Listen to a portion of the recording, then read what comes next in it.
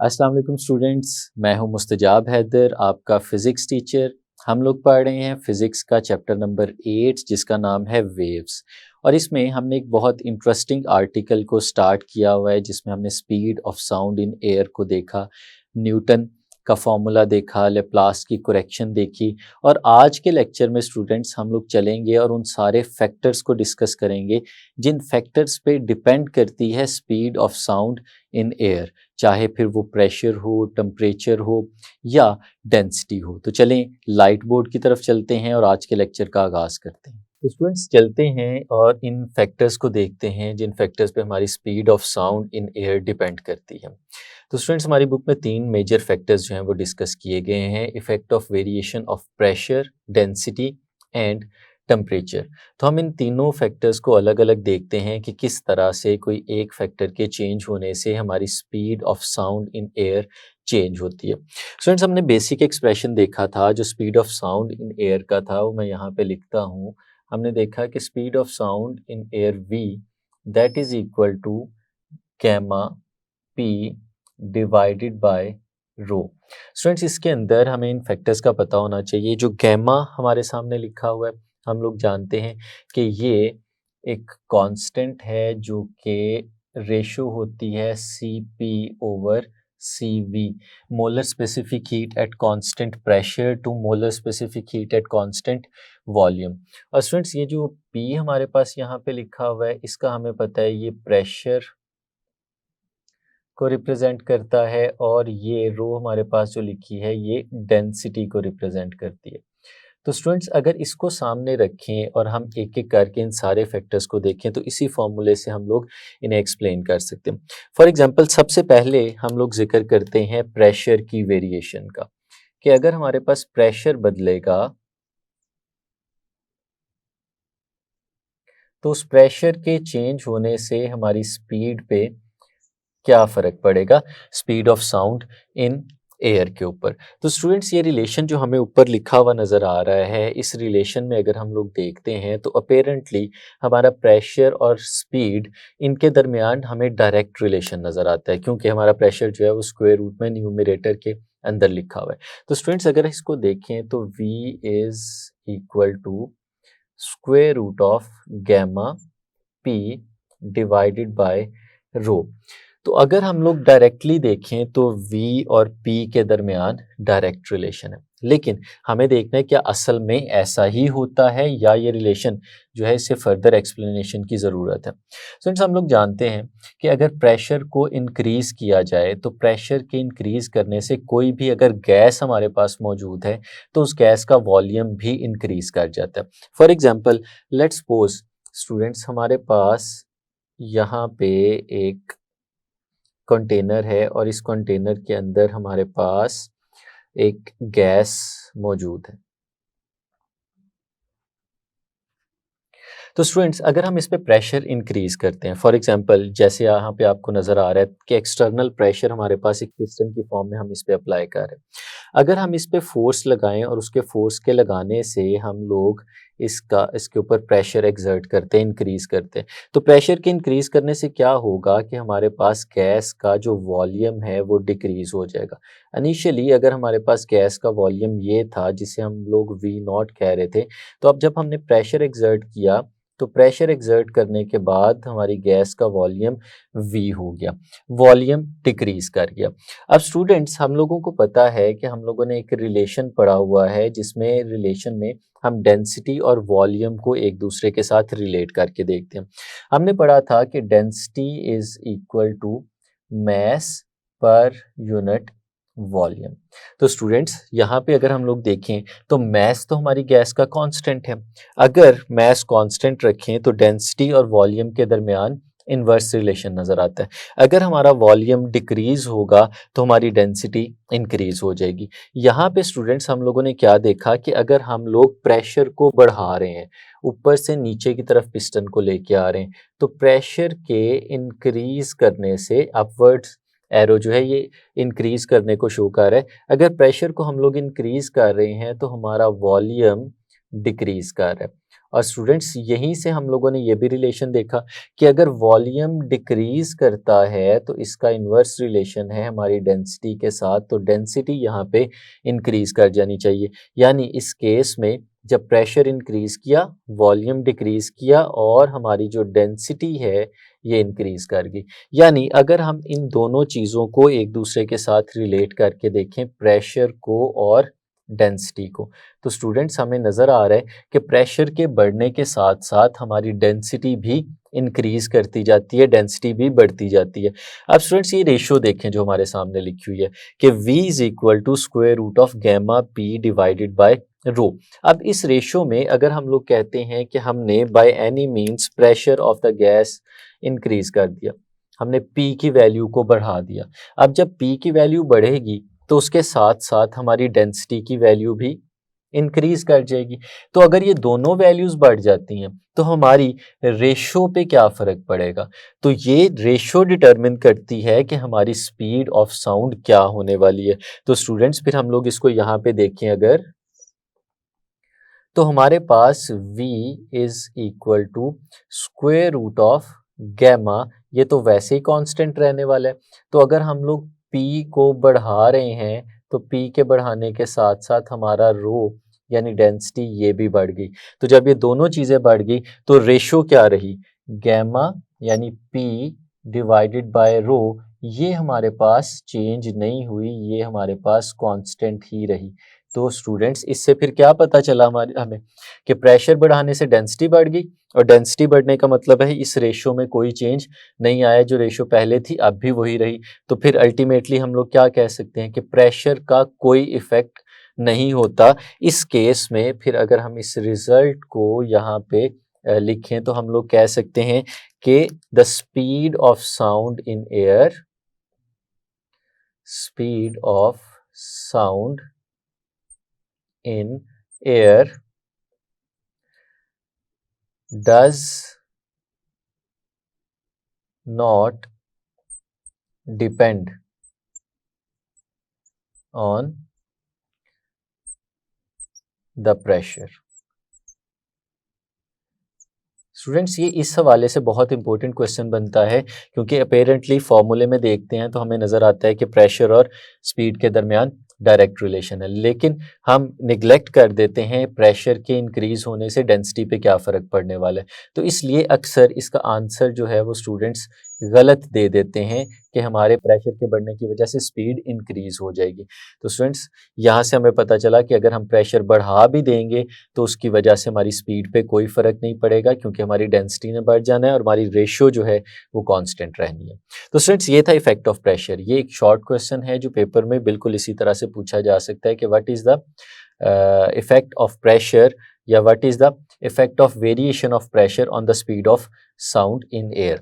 तो students next चलते हैं और हम अपने सेकंड फैक्टर की तरफ जाते हैं। जो स्टूडेंट सेकंड फैक्टर है हमारे पास वो है डेंसिटी। अब यहाँ पे एक दफ़ा फिर प्रॉब्लम आने वाला है।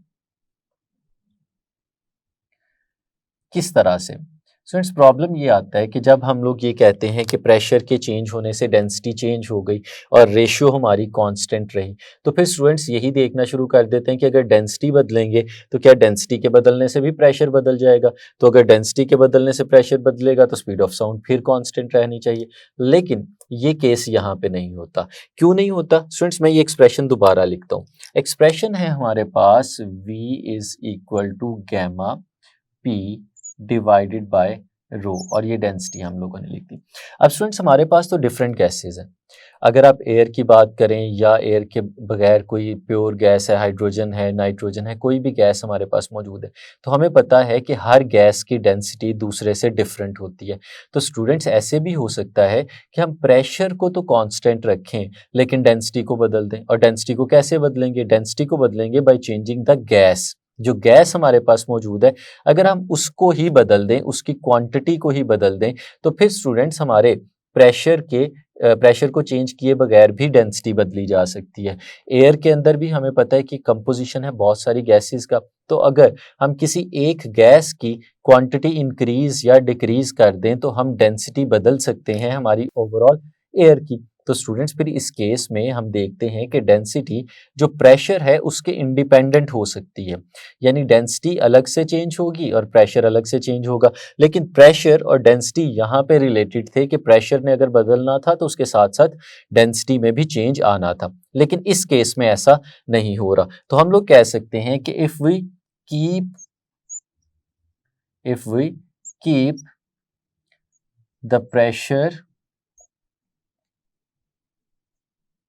constant, अगर हम स्टूडेंट्स प्रेशर को कांस्टेंट रखें तो उस केस में हम लोग फिर इस तरह से लिख सकते हैं v is equal to, students अगर आप लोग देखें तो स्क्वायर रूट के ऊपर गैमा वैसे ही कांस्टेंट है और p कांस्टेंट है, तो ये दोनों कांस्टेंट कंसीडर होंगे। तो हम लोग इसे ऐसे भी लिख सकते हैं कांस्टेंट, और जो वेरिएबल हमारे पास बचेगा वो डिनोमिनेटर के अंदर स्क्वायर रूट ऑफ गैमा की फॉर्म में बचेगा।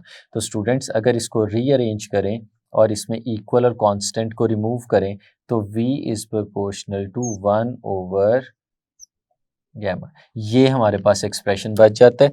तो स्टूडेंट्स ये एक्सप्रेशन हमें क्या बता रहा है कि speed of sound in air has inverse relation with density. तो अगर आप डेंसिटी को चेंज करते जाएंगे, डेंसिटी को अगर आप इंक्रीज करते चले जाएंगे तो आपकी स्पीड ऑफ साउंड कम होती चली जाएगी। ये एयर के केस में होता है या किसी भी गैसेस के केस में होता है। तो स्टूडेंट्स चलते हैं अपने थर्ड फैक्टर की तरफ। जो थर्ड फैक्टर है वो है टेम्परेचर। प्रेशर और डेंसिटी को हम लोगों ने देख लिया, अब हम देखते हैं कि किस तरह से टेम्परेचर के चेंज होने से हमारे स्पीड ऑफ साउंड पे फर्क पड़ता है।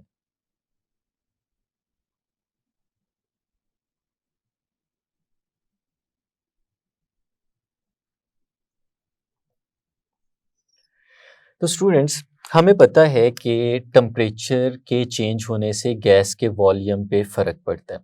जो गैस का वॉल्यूम है उसके साथ गैस की डेंसिटी रिलेट करती है। तो इसका मतलब है कि ये सारी चीज़ें बदलेंगी अगर हम इस किसी भी गैस का टेम्परेचर चेंज करेंगे। तो स्टूडेंट्स बेसिक एक्सप्रेशन वही है कि हमने देखा कि अगर speed of sound in air हमें देखनी हो तो v इज़ इक्वल टू, ये बराबर होती है gamma p divided by row.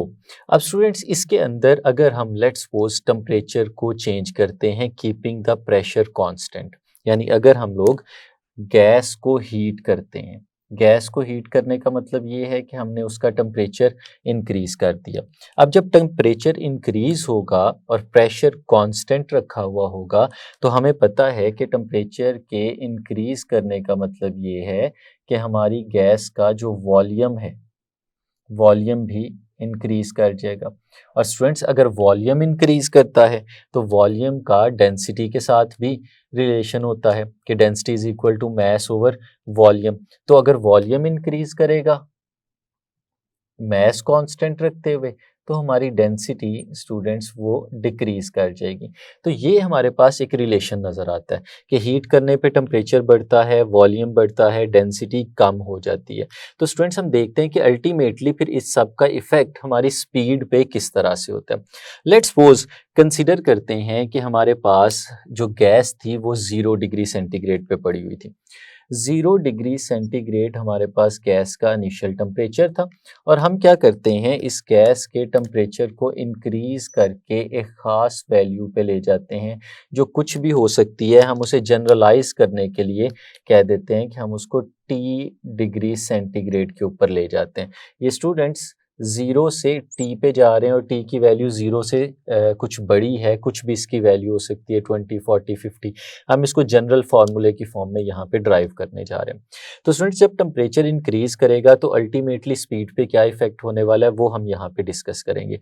Let's suppose अगर हम लोग बात करें कि ये सारा काम कांस्टेंट प्रेशर के ऊपर हो रहा है तो 0 डिग्री सेंटीग्रेड पे लेट्स सपोज जो हमारी स्पीड है हम उसे नाम दे देते हैं v नॉट का। 0 डिग्री सेंटीग्रेड पे स्पीड है और जब टेम्परेचर T डिग्री सेंटीग्रेड हो गया तो उस वक्त जो हमारी स्पीड ऑफ साउंड थी हमने उसे VT का नाम दे दिया। 0 डिग्री सेंटीग्रेड पे हमारे जो डेंसिटी थी हमने उसे रो नॉट कह दिया और T डिग्री सेंटीग्रेड पे जो हमारी डेंसिटी थी हमने उसे रो टी का नाम दे दिया। तो स्टूडेंट्स जब टेम्परेचर हमारा चेंज हुआ 0 डिग्री से टी डिग्री सेंटीग्रेड पे, तो हमारी स्पीड वी नॉट से वी टी पे चेंज हो गई और हमारी डेंसिटी जो थी वो वी नॉट से वी टी पे चेंज हो गई, क्योंकि हमने देखा है कि टेम्परेचर के चेंज होने से डेंसिटी हमारी चेंज हो रही होती है और ये हमारे पास रिलेशन नज़र आ रहा है। अब स्टूडेंट्स अगर इसको हम लोग फॉर्मूलों के अंदर भी लिख के देखें तो स्टूडेंट्स हमें पता है कि v तो इसके इक्वल होता है। तो अगर v नॉट की बात हम लोग करें तो हम इसको कुछ इस तरह से लिख सकते हैं कि v not is equal to square root of, ये 0 डिग्री सेंटीग्रेड की बात कर रहे हैं, gamma p divided by rho not. और स्टूडेंट्स इसे हम इक्वेशन नंबर 1 का नाम दे देते हैं। स्टूडेंट्स देखा हमने गैमा के साथ भी नॉट नहीं लगाया और पी के साथ भी नहीं लगाया, क्योंकि हम लोगों ने क्या कहा है कि हमने इस वक्त प्रेशर को कांस्टेंट रखते हुए ये सारी कैलकुलेशंस करनी है। और इसी तरह अगर टी डिग्री सेंटीग्रेड के ऊपर हम v की वैल्यू फाइंड आउट करें तो वी टी स्टूडेंट्स हमारे पास कुछ इस तरह से आएगा, गैमा पी और डिवाइडेड बाय रो टी, और इसे स्टूडेंट्स हम लोग नाम दे देते हैं इक्वेशन नंबर 2 का। गैमा और पी ये चेंज नहीं हो रहे, गैमा तो वैसे कांस्टेंट है और पी जो है उसे हमने कांस्टेंट रखा हुआ है, हमने गैस का प्रेशर चेंज नहीं किया, इसीलिए वॉल्यूम जो था वो चेंज हो रहा था। अब स्टूडेंट्स ये दो इक्वेशंस हमारे पास आ गई, एक इक्वेशन नंबर 1 और एक इक्वेशन नंबर 2। तो अगर हम इस तरह से करें स्टूडेंट्स के इन दोनों इक्वेशंस को डिवाइड कर दें, अगर हमने कभी भी इस तरह का कोई काम करना हो कि हमने कुछ सिमिलर वेरिएबल्स को एलिमिनेट करना हो अपने एक्सप्रेशन से, तो उसका सबसे अच्छा मेथड यही होता है कि आपके पास जो दो इक्वेशंस मौजूद हैं आप उन्हें डिवाइड कर दें, उस डिवीजन से जो सिमिलर वेरिएबल्स होते हैं वो रिमूव हो जाते हैं और हमारे पास बाकी चीज़ बच जाती है। तो स्टूडेंट्स हम इस तरह से करते हैं, इक्वेशन नंबर 2 जो हमें यहाँ पे लिखी हुई नज़र आ रही है, इसको हम डिवाइड कर देते हैं इक्वेशन नंबर 1 पे। और हमें पता है कि डिवीजन कुछ इस तरह से की जाती है कि लेफ्ट हैंड साइड पे डिवाइड होगी और राइट हैंड साइड पे डिवाइड होगी। तो इस केस में हमारी जो लेफ्ट हैंड साइड है स्टूडेंट्स वो है वी टी, हम इसे डिवाइड करेंगे वी नॉट के ऊपर, और जो राइट हैंड साइड है स्टूडेंट्स उसमें हमारे पास यहाँ पे लिखा हुआ है कुछ इस तरह से, gamma P divided by rho T, और इसे हम लोग डिवाइड करने जा रहे हैं gamma P divided by rho not. तो स्टूडेंट्स हमें पता है कि अगर दो टर्म्स इस तरह से एक फ्रैक्शन में लिखी गई हो और स्क्वायर रूट हो तो हम उन दोनों को दो की बजाय एक ही स्क्वायर रूट के अंदर लिख सकते हैं और सिंप्लीफाई भी कर सकते हैं। तो इसको अगर हम थोड़ा सा रीअरेंज करते हैं तो स्टूडेंट्स हमारे पास कुछ इस तरह की फॉर्म आएगी, V T divided by V not, और ये जो दो स्क्वायर रूट्स हैं मैं इनको एक ही स्क्वायर रूट लिख लेता हूँ, और जो ऊपर टर्म लिखी हुई है gamma P divided by rho T, और जो नीचे वाली टर्म लिखी हुई है हमें पता है हम इसे इन्वर्ट कर देंगे तो ये हमारे पास आएगा रो नॉट डिवाइडेड बाय गैमा और पी।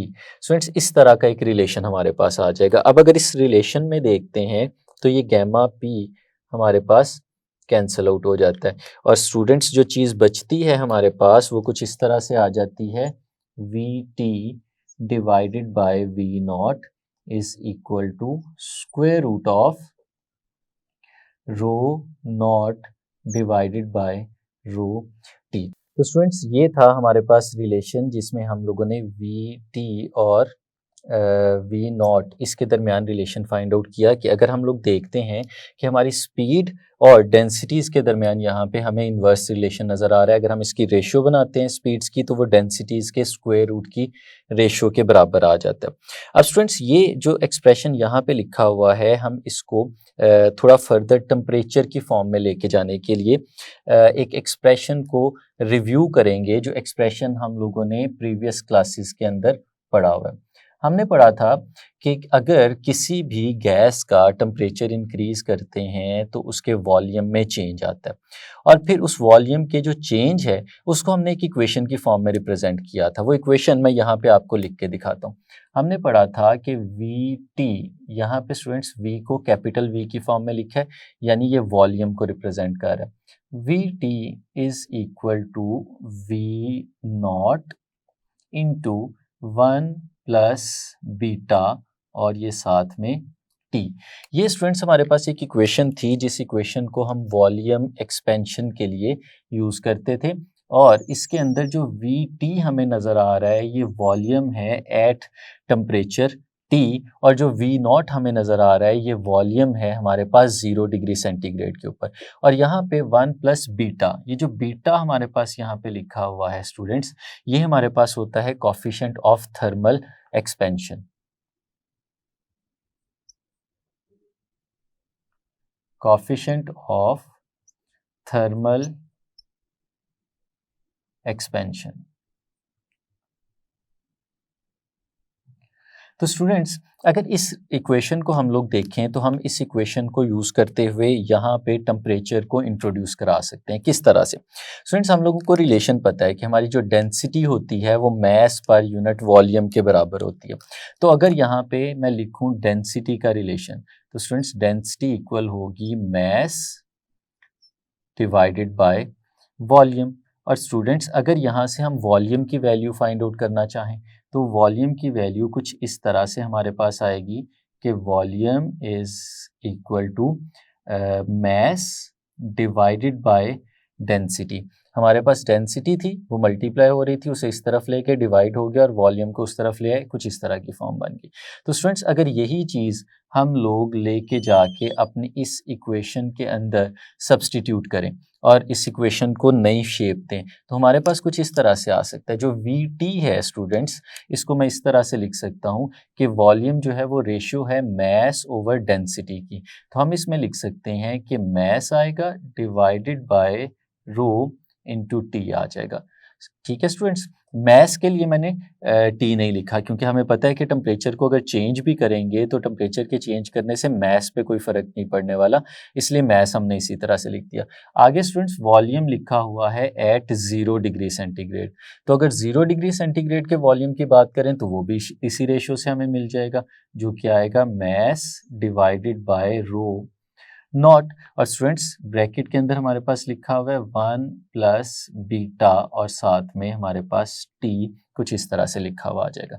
अब स्टूडेंट्स इसको अगर हम लोग देखें तो इसकी लेफ्ट और राइट साइड के न्यूमरेटर में दोनों जगह पे m लिखा हुआ है, तो स्टूडेंट्स हम इस m को कैंसिल आउट कर सकते हैं। ये वाला m और ये वाला m दोनों साइड से कैंसिल आउट हो जाएंगे। और स्टूडेंट्स राइट साइड पे देखें हमारे पास रो नॉट लिखा हुआ है, अगर उस रो नॉट को जो वहाँ पे डिवाइड हो रहा है इस तरफ लेके आए तो मल्टीप्लाई हो जाएगा और हमारा एक्सप्रेशन कुछ बदल जाएगा और कुछ इस फॉर्म में आ जाएगा rho not divided by rho T.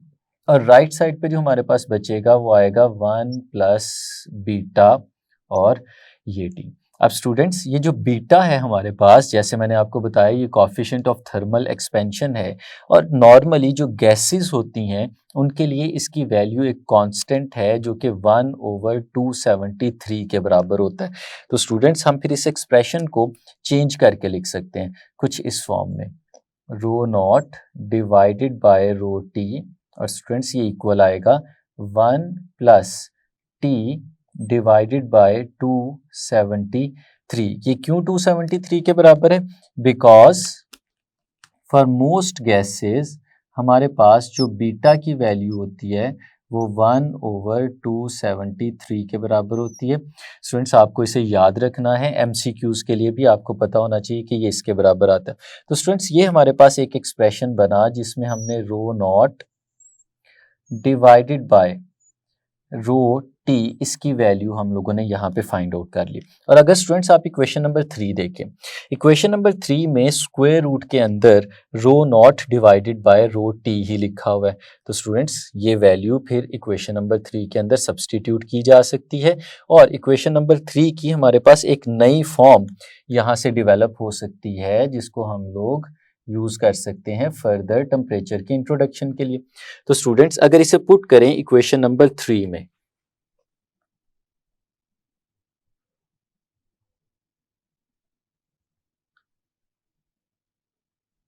तो स्टूडेंट्स अगर इसे इक्वेशन नंबर 3 में सब्सटीट्यूट करते हैं तो देखिए हमारी इक्वेशन नंबर 3 क्या बनती है, V T divided by V not. और स्टूडेंट स्क्वायर रूट के अंदर हमारे पास इसकी वैल्यू आ जाएगी जो कि हम लोगों ने फाइंड आउट की, और वो वैल्यू है स्टूडेंट्स हमारे पास 1 प्लस टी डिवाइडेड बाय 273। और स्टूडेंट्स अगर हम इसका एलसीएम ले लें तो हमारे पास V T divided by V naught ये बराबर आ जाएगा 273 प्लस टी और डिवाइडेड बाय 273। अब स्टूडेंट्स ये जो एलसीएम लिया है ये भी बड़ी इंटरेस्टिंग चीज़ है, क्योंकि ये यहाँ पे हमें बताएगा कि हम इसको इन टर्म्स ऑफ टेम्परेचर भी देख सकते हैं और एब्सोल्यूट टेम्परेचर। हमें पता है कि जब भी सेंटीग्रेड टेम्परेचर को एब्सोल्यूट टेम्परेचर के अंदर कन्वर्ट करना हो तो हम उसमें 273 ऐड कर देते हैं। अब अगर इस इक्वेशन को देखें तो ऊपर वाले न्यूमरेटर के अंदर जहाँ पे हमारे पास 273 प्लस टी लिखा हुआ है, तो स्टूडेंट्स इसका मतलब ये है कि टी अगर सेंटीग्रेड वाला टेम्परेचर है तो उसमें 273 ऐड हुआ तो ये तो हमारे पास एब्सोल्यूट टेम्परेचर बन गया, केल्विन के अंदर आ गया। और नीचे देखें अगर खाली 273 लिखा हुआ है तो हम इसको ऐसे भी तो इमेजिन कर सकते हैं कि ये 273 प्लस 0 है, आंसर तो वही आएगा। तो हमारे पास जो डिनोमिनेटर है इसका मतलब है वहाँ पे एब्सोल्यूट टेम्परेचर लिखा हुआ है 0 डिग्री सेंटीग्रेड के ऊपर। तो स्टूडेंट्स फिर इस रिलेशन को in terms of absolute temperature भी हम लोग लिख सकते हैं। हमारे पास आएगा V T divided by V not, और स्टूडेंट्स ये बराबर आ जाएगा टेम्परेचर टी जो इस टी डिग्री सेंटीग्रेड पे है डिवाइडेड बाय टी नॉट जो कि 0 डिग्री सेंटीग्रेड पे है। तो स्टूडेंट्स ये एक बड़ा ही इंटरेस्टिंग सा एक्सप्रेशन हमारे सामने बन रहा है। अगर हम इसमें देखें तो टेम्परेचर और स्पीड का स्टूडेंट्स हमें रिलेशन नज़र आ रहा है। अगर वी टी को देखें तो वी टी न्यूमरेटर में लिखा हुआ है लेफ्ट हैंड साइड पे, और अगर राइट हैंड साइड पे देखें तो टी भी न्यूमरेटर में लिखा हुआ है। तो इसका मतलब है ये दोनों के दरमियान डायरेक्ट रिलेशन हमें नज़र आ रहा है। यानी अभी हम एक छोटा सा रिजल्ट यहाँ पे निकाल सकते हैं जिसको आगे जाके फर्दर हम इलेबोरेट भी करेंगे कि हमें स्पीड और टेम्परेचर में यहाँ पे डायरेक्ट रिलेशन नज़र आ रहा है। लेकिन स्टूडेंट्स हम इसको अभी कंक्लूड नहीं करते, हम पहले इसको फर्दर एक्सपैंड करते हैं, देखते हैं वाकई ये चीज़ बनती भी है या नहीं बनती। तो स्टूडेंट्स हम चलते हैं और ये जो इक्वेशन हमारे पास लिखी हुई है हम इसे नाम देते हैं इक्वेशन नंबर 4 का, और इस इक्वेशन नंबर 4 से फर्दर टेम्परेचर के साथ इसकी वेरिएशन को देखते हैं किस तरह से। फ्रेंड्स देखिएगा फ्रॉम इक्वेशन नंबर 4 हम लोग ले रहे हैं और मैं कुछ इस तरह से लिख रहा हूँ V T divided by V not. तो स्टूडेंट्स ये बराबर है, मैं इसमें लिख रहा हूँ 1 प्लस टी डिवाइडेड बाय 273 और इस पूरे की पावर 1/2। तो स्टूडेंट्स यकीनन आपको समझ आई होगी मैंने क्या किया। सिर्फ हमने इतना काम किया है कि जो स्क्वायर रूट लिखा हुआ था उस स्क्वायर रूट की जगह पे हमने उसकी पावर लगा दी है जो कि 1/2 के बराबर होती है, हाफ के बराबर होती है। फ्रेंड्स ऐसा क्यों किया? क्योंकि हम लोग चाहते हैं कि यहाँ पे इसे एक्सपेंड करें और इसकी एक्सपेंशन से प्रॉपर हम अपना एक्सप्रेशन डेवलप कर लें। अब हमें पता है कि अगर यहाँ पे कोई पावर लिखी हुई आ रही हो, जैसे कि यहाँ पे ब्रैकेट में लिखी नज़र आ रही है, उसको हमें सॉल्व करने के लिए, एक्सपेंड करने के लिए एक फॉर्मूले की ज़रूरत पड़ती है जिसे हम लोगों ने बायनोमियल थ्योरम का नाम दिया था, और बायनोमियल एक्सपेंशन से हम इसे सॉल्व कर सकते हैं।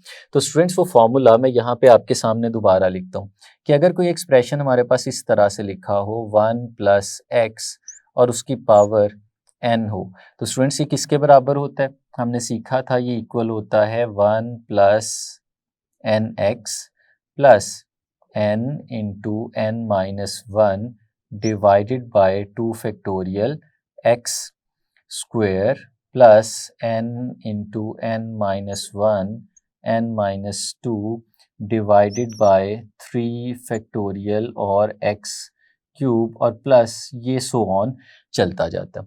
अब स्टूडेंट्स यही चीज़ देखें तो हमें ऊपर जो एक्सप्रेशन जिसको हम एक्सपेंड करना चाहते हैं हम उसको यहीं पे एक्सपेंड कर सकते हैं क्योंकि वो इससे मिलता जुलता है।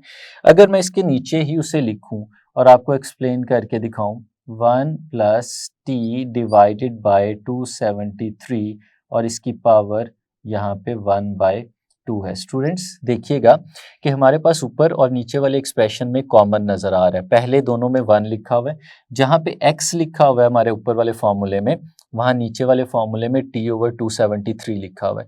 और ऊपर वाले फॉर्मूले में जहाँ पे n लिखा हुआ है, नीचे 1/2 लिखा हुआ है। तो हम अपने फॉर्मूले की राइट हैंड साइड पे जहाँ जहाँ x लिखा हुआ नज़र आ रहा है उसकी जगह t/273 लिख देते हैं, और जहाँ जहाँ n लिखा हुआ नज़र आ रहा है उसकी जगह पे हम 1/2 लिख देंगे। तो ये फॉर्मूला कुछ इस तरह से आएगा, 1 प्लस n की जगह पे स्टूडेंट्स हमें पावर लिखनी होती है जो कि है हमारी 1/2, और x की जगह पे हमें लिखना है t डिवाइडेड बाय 273। तो स्टूडेंट्स ये आ गया। इसी तरह इस टर्म के अंदर भी अगर हम वैल्यू सब्सटीट्यूट करें तो हमारे पास आएगा n जो कि है 1/2 और फिर 1/2 माइनस 1 डिवाइडेड बाय 2 फैक्टोरियल और x का स्क्वायर है, और x स्टूडेंट्स हमारे पास यहाँ पे है t/273 और ये इसका स्क्वायर आ जाएगा, और plus so on third power और फोर्थ पावर को भी हम इसी तरह से सॉल्व कर सकते हैं। लेकिन स्टूडेंट्स यहाँ पे एक चीज़ देखने वाली है जो हमने पीछे वाले क्वेश्चन में भी इसको डिस्कस किया था कि स्टूडेंट्स ये देखें यहाँ पे टेम्परेचर है T और ये टेम्परेचर डिवाइड हो रहा है 273 के साथ, और जब ये 273 पे डिवाइड होगा तो इसका आंसर तो छोटा आ जाएगा और फिर इसका स्क्वायर है, तो इसका मतलब है आंसर फर्दर रिड्यूस हो गया। तो अगर स्क्वायर की बात करें या क्यूब की बात करें या इससे आगे हमें पता है पावर 4 हो जानी है, 5 हो जानी है, चलती चली जानी है, तो जैसे जैसे पावर इंक्रीज होती जा रही है वैसे वैसे हमारा ये आंसर छोटा होता चला जा रहा है। तो इसका मतलब है कि हायर पावर्स वाली जो सारी टर्म्स हमें नज़र आ रही हैं, यानी स्क्वायर और स्क्वायर से ऑनवर्ड्स जितनी भी पावर्स हमें नज़र आ रही हैं, उन्होंने हमारी कैलकुलेशंस में कोई बहुत ज़्यादा रोल प्ले नहीं करना, इस वजह से हम हायर पावर्स को निगलेक्ट कर सकते हैं। तो हम लोग यहाँ पे कहते हैं निगलेक्टिंग हायर पावर्स। तो अगर हायर पावर्स को हम निगलेक्ट कर दें तो हमारे पास जो एक्सप्रेशन है वो रिड्यूस हो जाता है और वो सिर्फ इस तक बच जाएगा 1 प्लस t/273 और इसकी पावर 1/2।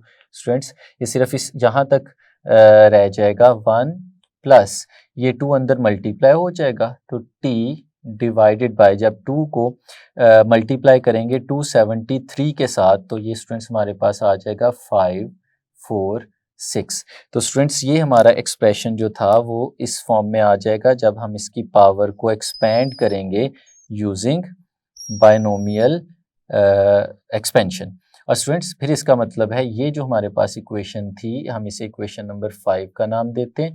ये इक्वेशन हमारी चेंज हो जाएगी और इसमें हम ये वैल्यू सब्सटीट्यूट कर देंगे। तो जो इक्वेशन बनेगी हमारे पास वो आ जाएगी Vt divided by V0 is equal to 1 plus t divided by 5 4 6। ये स्टूडेंट्स हमारे पास एक रिलेशन बन गया, डेवलप हो गया। अब इस रिलेशन को अगर हम आगे फर्दर टेम्परेचर के साथ रिलेट करें तो कुछ ऐसे भी किया जा सकता है। स्टूडेंट्स इसके अंदर जो हमारे पास लेफ्ट हैंड साइड पे V0 डिवाइड हो रहा है, अगर इसे राइट हैंड साइड पे ले जाएं तो ये मल्टीप्लाई हो जाएगा। हमारे पास एक्सप्रेशन कुछ इस तरह से आएगा Vt is equal to V0 into 1 plus t divided by 5 4 6। इस तरह का रिलेशन स्टूडेंट्स हमारे पास बन जाएगा। अब ये रिलेशन जो है ये रिलेट कर रहा है दो स्पीड्स को, एक V0 और एक Vt को। Vt क्या है? T डिग्री सेंटीग्रेड के ऊपर टेम्परेचर स्पीड, और V0 है 0 डिग्री सेंटीग्रेड के ऊपर स्पीड। तो स्टूडेंट्स अगर इन दोनों को हम लोग यहाँ पे फर्दर सिंप्लीफाई करते हैं तो हमारे पास ये एक्सप्रेशन एक बड़ी इंटरेस्टिंग फॉर्म लेने जा रहा है। हमारे पास आएगा V0 को अंदर मल्टीप्लाई करें अगर, तो हमारे पास आएगा Vt is equal to V0 को जब 1 के साथ मल्टीप्लाई करेंगे तो ये V0 ही आ जाएगा, और फिर इसे जब t ओवर 5 4 6 से मल्टीप्लाई करेंगे तो ये कुछ इस तरह से आ जाएगा प्लस V0 डिवाइडेड बाय 5 4 6 और साथ में स्टूडेंट्स हम लोगों ने यहाँ पे लिख दिया टी। और टी क्या है? टी ये वो टेम्परेचर है जिस टेम्परेचर पे हम स्पीड ऑफ साउंड को देखने जा रहे हैं। तो स्टूडेंट्स अब एक चीज़ याद करें, अगर V not speed of sound है 0 डिग्री सेंटीग्रेड के ऊपर, तो इसका मतलब है ये तो हम पहले से फाइंड आउट कर चुके हैं। हमने सीखा था कि वी नॉट जो है ये 332 मीटर पर सेकंड के बराबर होती है। तो स्टूडेंट्स इसकी वैल्यू फिर ऊपर दिए गए एक्सप्रेशन के अंदर सब्स्टिट्यूट की जा सकती है। दोनों जगह पे की जा सकती है, दो जगह पे वी नॉट लिखा हुआ है, हम उन दोनों जगहों पे भी सब्स्टिट्यूट कर सकते हैं और एक जगह पे भी।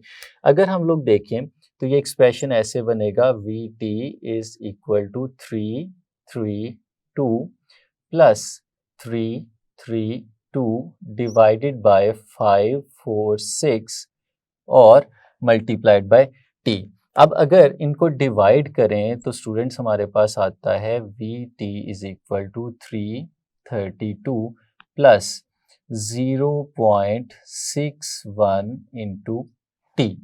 ये स्टूडेंट्स बहुत ज़्यादा इंटरेस्टिंग रिलेशन है। अगर आप इसको गौर से देखें तो बेसिकली ये एक्सप्रेशन रिलेट कर रहा है टेम्परेचर को स्पीड के साथ।